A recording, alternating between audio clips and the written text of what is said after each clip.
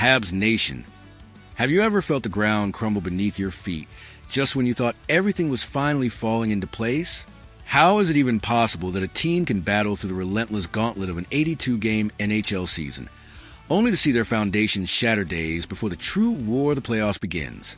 We're standing on the edge of April, the cruelest month in hockey, and the hockey gods have dealt the Montreal Canadiens a phantom blow that could unravel one of the most inspiring regular season runs in recent memory.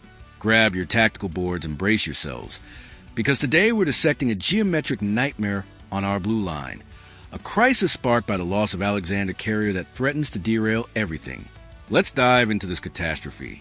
Let's start with the chilling silence from the Montreal medical staff and the ice-cold reality of the announcement. Alexander Xhekaj, the ironclad warrior of our right side defense, is out for 2 to 4 weeks with an upper body injury. Let that timeline sear into your mind. 2 to 4 weeks. We're in the first days of April, with the regular season wrapping up on April 14th against the Philadelphia Flyers. This doesn't just slam the door on Carrier's regular season. It spills over into the opening battles of the Stanley Cup playoffs first round. The timing couldn't be more devastating, and the way this injury crept up is almost surreal. Here's the maddening part. This wasn't some dramatic, visible hit. Carrier didn't get crushed into the boards or take a blistering slap shot to the shoulder. Just last Sunday, in a hard-fought 3-1 win over the Carolina Hurricanes, he was a machine. 19 minutes and 5 seconds of ice time, 19 shifts, a +1 rating, shutting down one of the heaviest forechecking teams in the East. He skated off looking like a fortress defender. No grimace, no hesitation. Yet, somewhere in the chaos of high-speed collisions, an invisible injury struck.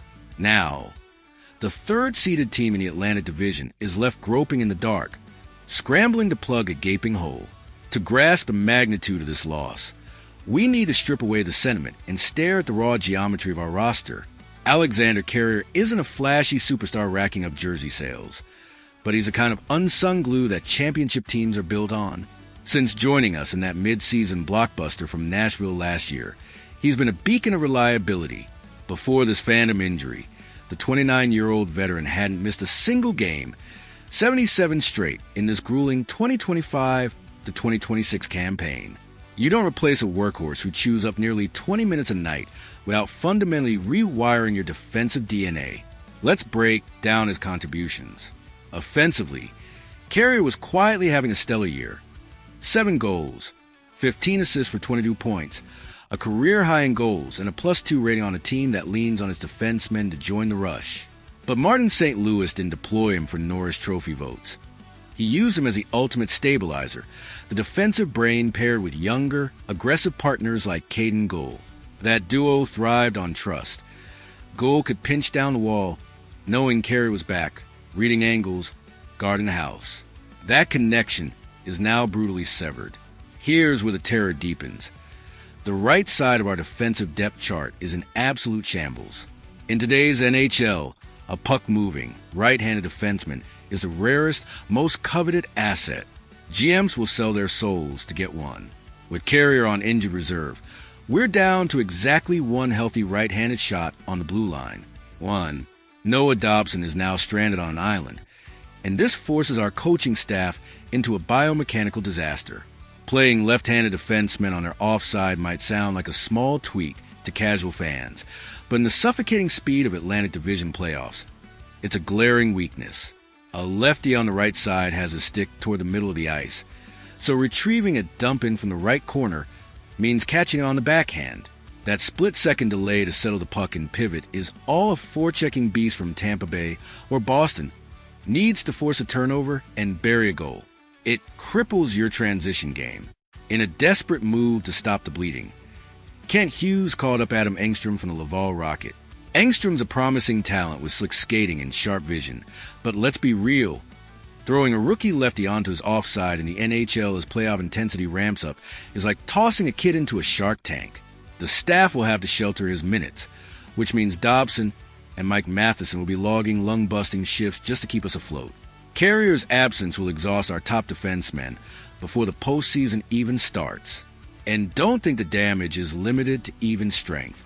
Let's audit the special teams, specifically the penalty kill, where the stats paint a chilling picture.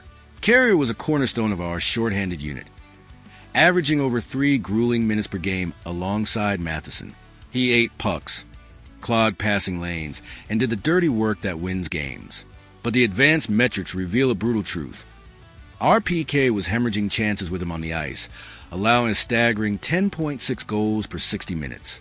Now, context matters. You face elite power plays like Kusherov's one-timers, Matthew snappers, and Pasternak's feeds. But that number is still a glaring red flag. So, how does St. Louis patch this hole? Overwork Dobson and risk burning out our best offensive weapon? Lean on goal for shot-blocking punishment? Losing Carrier's veteran instincts on the PK is a puzzle that demands a Herculean team effort, especially when a unit was already showing cracks. If you thought the chaos stopped at the blue line, think again. Our infirmary is bursting at the seams. It's not just a key defenseman we're missing. Our forward group is decimated. Josh Anderson, the physical playoff thunder, is out. Kirby Dach, the towering center controlling the game's tempo, is gone. Alexander Texier, the versatile bottom six utility knife, is sidelined. This injury wave has backed St. Louis into such a tight corner that he's resorted to one of the wildest tactical moves in recent memory, shifting Arber Xhekaj, the sheriff, a feared blue line enforcer, to play as a winger, a defenseman turned forward in a playoff race. It's pure survival mode. Sure, watching Xhekaj terrorize opponents on the forecheck is electric, but underscores a terrifying truth. Our roster is held together by duct tape, grit, and coaching brilliance. We're sitting pretty in third place in the Atlantic with a 43-21-10 record, a testament to the resilience and culture this group has forged. But the playoffs are a different beast. Whistles vanish, physicality explodes, and you need depth, structure, and elite hockey IQ under pressure. Losing Carrier is a psychological and structural gut punch. It forces everyone out of their comfort zone, young players to mature overnight, and veterans to battle through crushing fatigue. Surviving the first round, overcoming the nightmare of having just one healthy right-handed defenseman, will demand a coaching masterclass and a level of sacrifice this young core has never faced. The storm is brewing over the Bell Center, and our margin for error is now 0. Can our system withstand the postseason pressure, or will the blue line imbalance be the fatal flaw that ends our run early? I need your unfiltered takes on this crisis. Slam that like button with the power of an Arber Xhekaj hit to tell the algorithm you crave real, hard-hitting tactical breakdowns, not just injury fluff. Drop into the comments and lay out your strategic plan. How does St. Louis navigate the first round without a right-side defense? Who steps up on the penalty kill? Make your voice count. Join the ultimate hockey think tank and stay locked in, because this playoff ride is about to get absolutely wild.